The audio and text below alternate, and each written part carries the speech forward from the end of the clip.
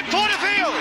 Oh, Porterfield has scored! A block by Tommy Wright Phillips again! And Sunderland have scored!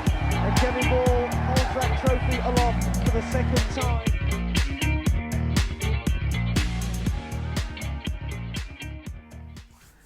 I'll never get sick of seeing Bolo's end and Dad dancing.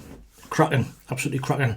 So, how's everybody doing? We're back again with another video. So the match preview of our up and coming game on Sunday at 3 o'clock at the Mackem Stadium against Hull City.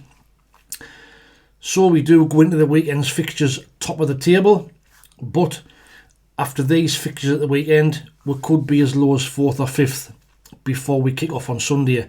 So Leeds play Sheffield United on Friday night. Saturday, we've got Luton versus Watford, Oxford versus West Brom, and Sheffield Wednesday versus Burnley. Those games affect us. So like I say, we could be as low as 4th or 5th going into the game on Sunday afternoon. Let's hope not, but you never know. Hull, managed by Tim Walter, took over from Liam Rosenior last season. Liam Rosenior did a fantastic job with Hull, I thought, last year, and I was really surprised when they sacked him. They've got this guy in Tim Walter, and they've lost quite a few players as well, so I predicted them to finish quite low this season in my prediction video, and they haven't had the best of starts, to be fair. But Tim Walter, like I said, took over in May in the close season. He's played 10 games, won 3, drew 3, lost 4, scored 14, conceded 15, got a goal difference of -1 and a 30% win record. You can see before that he's managed in Germany, Bayern Munich 2, Holstein Kiel, VIB Stuttgart and Hamburger, where he's got a decent record, but so far in Hull hasn't really worked out. Having said that, they have picked up lately, so they had a really poor start of the season. I watched them against Sheffield United and they were absolutely awful. Trying to play out from the back, they kept on getting caught out time and time again, and it was embarrassing, and I thought I'd fancy our chances when we come to play these. But since then, they've picked up a little bit. They've won 3 of the 4 last league games, and they won a friendly game during the week against Antalyaspor from Turkey. Those 12 points have moved them up to 13th in the league, but they did lose 4-0 away at Plymouth, at Norwich, before the international break. So it's not going to be easy. Like I say, they beat Stoke, they beat Cardiff, they beat QPR before they come unstuck at Norwich before the break. They have lost some good players in the summer. You know, the likes of Jacob Greaves went to Ipswich for £21 million. Jaden Philogene went to Aston Villa for £16 million. Oscar Estupman, I think, went to Wigan. Aaron Connolly, who now at our place, I think he scored 8 goals in something like 13 games for them when he was there the second half of last season. So there's a massive chunk of goals gone from their squad this season. So they're nowhere near the team that they were last year. Top players this season, well, they have signed Mohamed Baloumi. He's been their best player with a rating of 7.52. He's their top goal scorer, along with Casey Palmer and Chris Beddier with 2 goals each. Liam Miller, who you might remember was on loan at Preston last year, and he looked really, really good. He was tipped by a lot of people that we should go and get him as a replacement for Jack Clark. Now again, I've watched him a couple of times this season. Doesn't look the same player that was at Preston last year, but he's got 2 assists along with Marvin Mellon, and Louis Coyle's got 1. Louis Coyle, the tough tackling defender, who you might remember from last year, had a couple of battles with Jack Clark. So it's not going to be an easy game. Like I say, they're going to be a little bit more confident than what they were the early part of the season. Tough place to go, but like I say, it's not going to be an easy fixture at all. They do like to play football, and if they do get it right, it looks quite nice on the eye. But like I say, when I watched them against Sheffield United, they were terrible. So obviously Walter's done something in the meantime. Maybe that formation's kind of kicked, and they've picked up. So Austin, so we are still being linked with Jordan Henderson. I do think it's still highly unlikely, but the kind of the rumours and the stories seem to be gathering pace. Whether it's still just pie in the sky and reporters still trying to sell stories, I'm not too sure. I'd love to see it happen, but I still can't see it. Now, I did put a poll out earlier on in the week, and 76% of people said they would love to see Jordan Henderson back at the club. I think it's a no-brainer for his experience, but if you remember what happened with Jermaine Defoe, that didn't work out. And also, I think Aaron Ramsey went back to Cardiff and similar type of thing. I mean, I don't know how he's done, but I don't think it's kind of worked out as good as what people thought. But for me, getting Henderson back would be an absolute no-brainer. The likes of Job and Chris Rigg would come on leaps and bounds with him in the squad. Now, if you haven't seen, Kristjaan Speakman has done an interview with the Second Tier podcast. Interesting watch, and still reiterating the fact that we are striving to get into the Premier League. So if you haven't seen it, I'll put the link in the description below. It's an interesting watch. Like I say, I'm still not a Speakman fan, but he always seems to talk really well, and it's a good listen to kind of give the insights of tracking Regis Lebris and how we came about that, and on about Job and talk about various things. So give it a watch.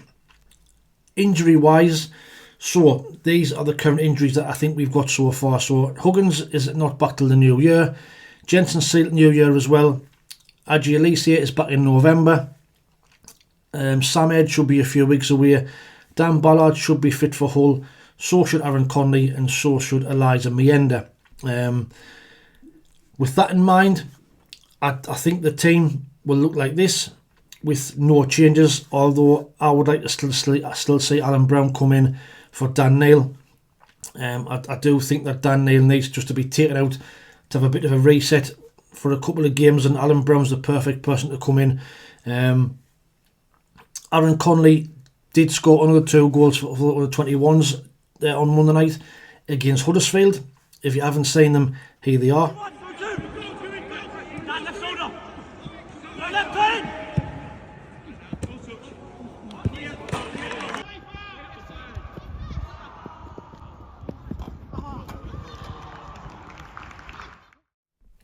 So another 2 goals for him.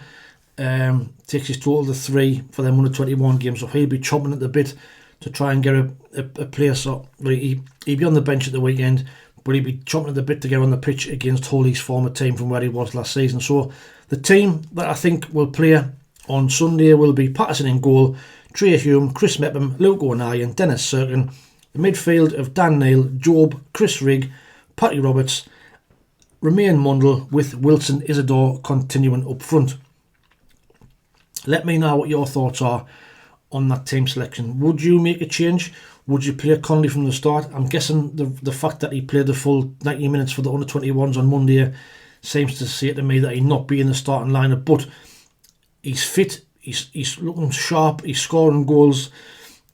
It'd be great to come off the bench against Hull at the weekend. Score predictions, well, we did win down there last season. I believe it was Mick Beale's first win in charge at Sunderland. I think we won 1-0. Jack Clark, surprise, getting the goal. Now, if Hull play like they did against Sheffield United when I watched them, and they try and play from the back, I do fancy our chances with our high press to nick the ball off them and cause them loads of problems. So based on that, I do think we've got the pace on the side, and they see this high press. I'm going to go for Hull City 1, Sunderland 3, for us to hopefully be back on top of the table. Doesn't matter what the other results are. If we can get 3 points at Hull, we'll hopefully see us sit back at the top of the championship at the end of the weekend. But don't forget to submit your score predictions in the comments below for a chance to get on that leaderboard. Now, as I had no response from Kai Young, I did say if I didn't get any response in the previous 2 videos that I would, that the shirt will be going back up. So what I'm going to do is I'm going to redraw the shirt between the other 2 people who got the score prediction right against Burnley 1-0. Those were Stuart Mack and Gary Hoyle. So let's see who wins.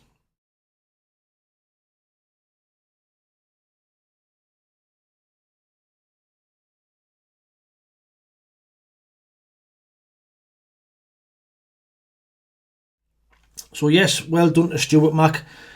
You've won that shirt, which is this one, the black Lonsdale one, the retro one. So you've won that. Send us your details to the email address that's in the description below, and I'll get that sent across to you ASAP when you ping us them details.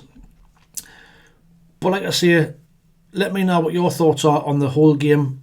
Let us know what your thoughts are on the team selection. Who would you pick? Let us know what you think about Jordan Henderson. Please like, share and subscribe to the channel if you don't mind. I don't know whether it's YouTube just doing its thing, but I'm down. I've lost 22 subscribers in the previous 20 days, so I don't know whether it's YouTube having a cleanse. I didn't know, but if you don't mind, please like, share and subscribe to the channel.